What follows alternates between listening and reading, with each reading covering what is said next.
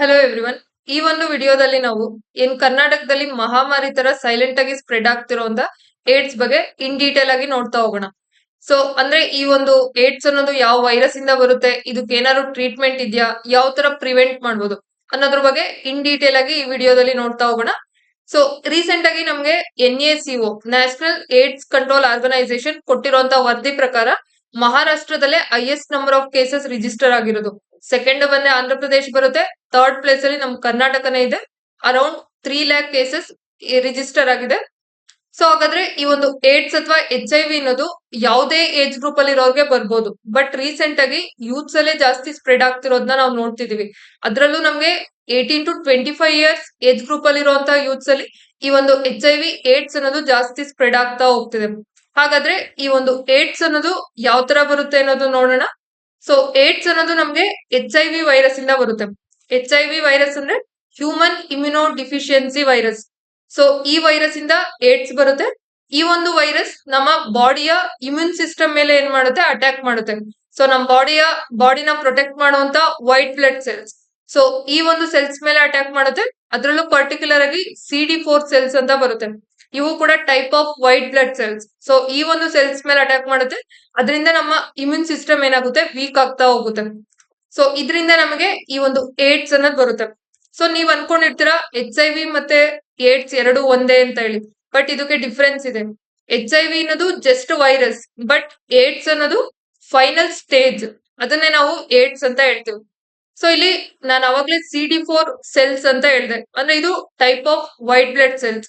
So ಈ ಒಂದು CD4 cells ನ ಕೌಂಟ್ ನಾರ್ಮಲ್ ಆಗಿ ನಮ್ಗೆ ಏನು 1 cubic millimeter ಬ್ಲಡ್ ಅಲ್ಲಿ 500 to 1500 ಇರ್ಬೇಕು. ಯಾವಾಗ ನಮ್ಗೆ ಈ ಒಂದು HIV ವೈರಸ್ ಈ ಒಂದು ಸೆಲ್ಸ್ ಮೇಲೆ ಅಟ್ಯಾಕ್ ಮಾಡುತ್ತೆ, ಇದ್ರ ಕೌಂಟ್ ಏನಾಗುತ್ತೆ, ಕಡಿಮೆ ಆಗ್ತಾ ಬರುತ್ತೆ. ಸೊ ಇದ್ರ ಕೌಂಟ್ ಏನಾದ್ರೂ ನಮ್ಗೆ ಬಿಲೋ 200 ಆದ್ರೆ ಸೊ ಅದು ಫೈನಲ್ ಸ್ಟೇಜ್. ಅದನ್ನೇ ನಾವು ಏಡ್ಸ್ ಅಂತ ಹೇಳ್ತೀವಿ. ಸೊ HIV ಅನ್ನೋದು ಜಸ್ಟ್ ವೈರಸ್, ಬಟ್ ಏಡ್ಸ್ ಅನ್ನೋದು ಫೈನಲ್ ಸ್ಟೇಜಿಗೆ ಹೋಗಿ ನಮ್ಮ ಇಮ್ಯೂನ್ ಸಿಸ್ಟಮ್ ಏನ್ ವೀಕ್ ಆಗ್ತಾ ಹೋಗುತ್ತೆ, ಆ ಫೈನಲ್ ಸ್ಟೇಜ್ ನೇ ನಾವು ಏಡ್ಸ್ ಅಂತ ಹೇಳ್ತೀವಿ. ಅಂದ್ರೆ HIV ಇರೋರ್ಗೆಲ್ಲ ಏಡ್ಸ್ ಇದೆ ಅಂತ ಅಲ್ಲ, ಏಡ್ಸ್ ಅನ್ನೋದು ಫೈನಲ್ ಸ್ಟೇಜ್. ಸೊ ನೀವು ಸ್ಟಾರ್ಟಿಂಗ್ ಟೆಸ್ಟ್ ಮಾಡಿಸಿದಾಗ ಪಾಸಿಟಿವ್ ಬಂದ್ರೆ ಅಂದ್ರೆ HIV ಇದೆ ಅಂತ ಹೇಳಿ.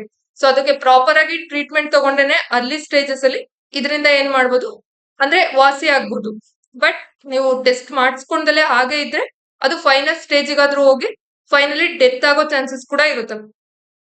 ಸೊ ರೀಸೆಂಟ್ ಆಗಿ ಕರ್ನಾಟಕ ಗವರ್ನಮೆಂಟ್ ಕೂಡ ಈ ಒಂದು ಅಂದ್ರೆ ಎಲ್ಲಾ ಶಾಲಾ ಕಾಲೇಜ್ಗಳಲ್ಲೂ ಕೂಡ ಈ ಒಂದು HIV ಟೆಸ್ಟ್ ಮಾಡಿಸೋದಕ್ಕೆ ಅಂದ್ರೆ HIV ಟೆಸ್ಟ್ ನ ಮಾಡಿಸೋದಕ್ಕೆ ಇದ್ ಮಾಡ್ತಿದ್ದಾರೆ.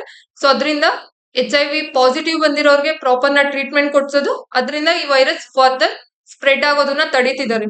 ಮತ್ ಇವನ್ ಒಂದ್ ಆಪ್ ನ ಲಾಂಚ್ ಮಾಡೋದಕ್ಕೂ ಕೂಡ ಪ್ಲಾನ್ ಮಾಡ್ತಿದ್ದಾರೆ. ಅದು ನೋ ಯುವರ್ HIV ಸ್ಟೇಟಸ್ ಅಂತ ಹೇಳಿ. ಸೊ ಇದ್ರಲ್ಲಿ ನೀವು ರಿಜಿಸ್ಟರ್ ಮಾಡಿಸ್ಕೊಂಡಾಗ ನಿಮ್ ನೇಮ್ ಏನು ಕೂಡ ಅಲ್ಲಿ ಗೊತ್ತಾಗೋದಿಲ್ಲ. ಸೊ ನೀವು ಇದ್ರ ಮುಖಾಂತರ ಏನು HIV ನ ಅಂದ್ರೆ ಟೆಸ್ಟ್ ನ ಮಾಡಿಸ್ಕೊಂಡು ಆ ಫರ್ದರ್ ಟ್ರೀಟ್ಮೆಂಟ್ ತಗೊಂಡ್ರೆ ವಾಸಿ ಮಾಡ್ಕೊಬಹುದು. ಸೊ ಇಲ್ಲಿ ಭಯ ಪಡೋ ಅಗತ್ಯ ಏನು ಇಲ್ಲ. ಸೊ ಟೆಸ್ಟ್ ಮಾಡಿಸ್ಕೊಂಡಿದ ತಕ್ಷಣ ಅಂದ್ರೆ ಪಾಸಿಟಿವ್ ಬಂದಿದ ತಕ್ಷಣನೂ ಕೂಡ ಭಯ ಪಡೋ ಅವಶ್ಯಕತೆ ಇಲ್ಲ. ಏನಕ್ಕೆ ಅಂದ್ರೆ ನಮ್ಗೆ HIV ಅಂದ್ರೆ ಅವಾಗ್ಲಿಂದಲೂ ಜನ ಭಯ ಪಟ್ಕೊಂತಿದ್ದಾರೆ. ಬಟ್ HIV ಅನ್ನೋದು ಇವಾಗ ನಾರ್ಮಲ್ ಆಗಿದೆ. ಸೊ ನಾರ್ಮಲ್ ಆಗಿ ನಾವು BP ಶುಗರ್ ಏನ್ ನೋಡ್ತೀವಲ್ಲ, ಇವಾಗ್ಲೂ ಕೂಡ HIV ಅಥವಾ ಏಡ್ಸ್ ಅನ್ನೋದು ನಾರ್ಮಲ್ ಆಗಿದೆ. ಸೊ ಮತ್ತೆ ನಾನ್ ನಿಮ್ಗೆ ಅವಾಗ್ಲೇ ಹೇಳ್ದೆ, ಸೊ ಇಲ್ಲಿ HIV ಅಥವಾ ಈ ವೈರಸ್ ಇದೆ ಅಂತ ಹೇಳಿದ್ರೆ ನಿಮ್ಗೆ ಏಡ್ಸ್ ಬಂದಿದೆ ಅಂತ ಅಲ್ಲ. ಏಡ್ಸ್ ಅನ್ನೋದು ಫೈನಲ್ ಸ್ಟೇಜ್. ಸೊ ಪ್ರಾಪರ್ ಆಗಿ ಪಾಸಿಟಿವ್ ಬಂತು ಅಂದ್ರೆ ಭಯ ಪಡೋ ಅವಶ್ಯಕತೆ ಇಲ್ಲ. ಸೊ ಪ್ರಾಪರ್ ಆಗಿ ಟ್ರೀಟ್ಮೆಂಟ್ ತಗೊಂಡ್ರೆ, ಸೊ ಅದ್ರಲ್ಲೂ ಟ್ರೀಟ್ಮೆಂಟ್ ಬಂದ್ರೆ ನಮ್ಗೆ ಆಂಟಿ ರೆಟ್ರೋವೈರಲ್ ಥೆರಪಿ ಅಂತ ಬರುತ್ತೆ. ಸೊ ಈ ಟ್ರೀಟ್ಮೆಂಟ್ ತಗೊಂಡ್ರೆ ಈ ಒಂದು ವೈರಸ್ ಫರ್ದರ್ ನಮ್ ಬಾಡಿನಲ್ಲಿ ಸ್ಪ್ರೆಡ್ ಆಗೋದನ್ನ ಏನ್ ಮಾಡ್ಬೋದು, ತಡಿಬಹುದು. ಓಕೆ. ಸೊ ಹಾಗಾದ್ರೆ ಈ ಒಂದು ಏಡ್ಸ್ ಅನ್ನೋದು ಯಾವ ತರ ಬರುತ್ತೆ, ಯಾವ್ದು ಮುಖಾಂತರ ಬರುತ್ತೆ? ಸೊ ಜನಗಳಲ್ಲಿ ಮೂಢನಂಬಿಕೆ ಇರುತ್ತೆ. ಅಂದ್ರೆ ಈ ಒಂದು ಏಡ್ಸ್ ಬಂದಿರೋ ಪರ್ಸನ್ ಜೊತೆ ನಾವು ಹ್ಯಾಂಡ್ ಶೇಕ್ ಮಾಡಿದಾಗ, ಅಥವಾ ಅವ್ರು ಊಟ ಮಾಡಿರೋ ಅಂದ್ರೆ ಊಟ ಅವ್ರ ಜೊತೆ ಏನಾದ್ರು ಶೇರ್ ಮಾಡಿದಾಗ, ನೀರನ್ನ ಶೇರ್ ಮಾಡಿದಾಗ, ಮತ್ತೆ ಅವ್ರನ್ನ ಹಗ್ ಮಾಡ್ಕೊಂಡಾಗ, ಮತ್ತೆ ಸೊಳ್ಳೆ ಏನಾದ್ರು ಕಚ್ಚಿದಾಗ, ಮತ್ತೆ ಅವ್ರು ಟಾಯ್ಲೆಟ್ ಯೂಸ್ ಮಾಡಿರೋದನ್ನ ನಾವು ಯೂಸ್ ಮಾಡಿದಾಗ, ಮತ್ತೆ ಕ್ಲಾತ್ಸ್ ನ ಯೂಸ್ ಮಾಡಿದಾಗ ಬರ್ಬೋದು ಅಂತ ಹೇಳಿ ಜನಗಳು ಅನ್ಕೊಂಡಿರ್ತಾರೆ. ಬಟ್ ಇದು ಮೂಢನಂಬಿಕೆ. ಈ ಒಂದು ಯಾವುದೇ ಮುಖಾಂತರ ಕೂಡ ನಮ್ಗೆ ಏಡ್ಸ್ ಅನ್ನೋದು ಬರೋದಿಲ್ಲ. ಸೊ ಏಡ್ಸ್ ಅನ್ನೋದು ಬೇರೆ ಮುಖಾಂತರ ಬರುತ್ತೆ. ಒಂದು ಅನ್ಸೇಫ್ ಸೆಕ್ಷುವಲ್ ಪ್ರಾಕ್ಟೀಸಸ್ ಇದ್ದಾಗ, ಅಂದ್ರೆ ಮಲ್ಟಿಪಲ್ ಪಾರ್ಟ್ನರ್ಸ್ ಜೊತೆ ಕಾಂಟ್ಯಾಕ್ಟ್ ಅಲ್ಲಿ ಇದ್ದಾಗ ಬರುತ್ತೆ. ಮತ್ತೆ ಇನ್ಫೆಕ್ಟೆಡ್ ಬ್ಲಡ್ ನ ಏನಾದ್ರು ಟ್ರಾನ್ಸ್ಫ್ಯೂಷನ್ ಮಾಡಿದ್ರೆ, ಅಂದ್ರೆ HIV ಇರುವಂತ ಬ್ಲಡ್ ನ ಪ್ರಾಪರ್ ಆಗಿ ಸ್ಕ್ರೀನಿಂಗ್ ಮಾಡ್ದಲೆ ಅದನ್ನ ಟ್ರಾನ್ಸ್ಫ್ಯೂಷನ್ ಮಾಡಿದ್ರೆ ಅವಾಗ್ಲೂ ಬರೋ ಚಾನ್ಸಸ್ ಇರುತ್ತೆ. ಮತ್ತೆ ನೀಡಲ್ಸ್ ಮತ್ತೆ ಸಿರಿಂಜಸ್, HIV ಪರ್ಸನ್ ಇರೋ ಪರ್ಸನ್ ಏನಾದ್ರು ನೀಡಲ್ ಸಿರಿಂಜಸ್ ಯೂಸ್ ಮಾಡಿರೋದ್ನ ಬೇರೆ ಪರ್ಸನ್ ಯೂಸ್ ಮಾಡಿದ್ರೆ ಸೊ ಅವಾಗ್ಲೂ ಬರೋ ಚಾನ್ಸಸ್ ಇರುತ್ತೆ. ಮತ್ತೆ ಇನ್ಫೆಕ್ಟೆಡ್ ಮದರ್ ಇಂದ ಚೈಲ್ಡ್ ಗೆ ಬರೋದು, ಮದರಿಗೆ ಏನಾದ್ರು HIV ಇದ್ರೆ ಅದು ಚೈಲ್ಡ್ ಗೆ ಬರೋ ಚಾನ್ಸಸ್ ಕೂಡ ಇರುತ್ತೆ. ಮತ್ತೆ ಅನ್ಸ್ಟೆರಿಲೈಸ್ಡ್ ಇನ್ಸ್ಟ್ರೂಮೆಂಟ್ ನ ಯೂಸ್ ಮಾಡಿದ್ರೆ, ಸೊ ನಾರ್ಮಲ್ ಆಗಿ ಏನು ಸರ್ಜರಿ ಮಾಡೋ ಟೈಮಲ್ಲಿ ಆದ್ರೂ ಆಗಿರ್ಬೋದು, ಮತ್ತೆ ಟ್ಯಾಟೂಸ್ ನ ಹಾಕಿಸ್ಕೊಳ್ಳೋ ಟೈಮಲ್ಲಿ ಆದ್ರೂ ಆಗಿರ್ಬೋದು, ಸೊ ಅವಾಗ ಅನ್ಸ್ಟೆರಿಲೈಸ್ಡ್ ಇನ್ಸ್ಟ್ರೂಮೆಂಟ್ ನ ಏನಾದ್ರು ಯೂಸ್ ಮಾಡಿದ್ರೆ, ಸೊ ಅವಾಗ HIV ಪರ್ಸನ್ ಬ್ಲಡ್ ಏನಾದ್ರು ಬೇರೆ ಪರ್ಸನ್ ಬ್ಲಡ್ ಜೊತೆ ಕಾಂಟ್ಯಾಕ್ಟ್ ಅಲ್ಲಿ ಇದ್ದಾಗ ಈ ಒಂದು ವೈರಸ್ ಸ್ಪ್ರೆಡ್ ಆಗೋ ಚಾನ್ಸಸ್ ಇರುತ್ತೆ.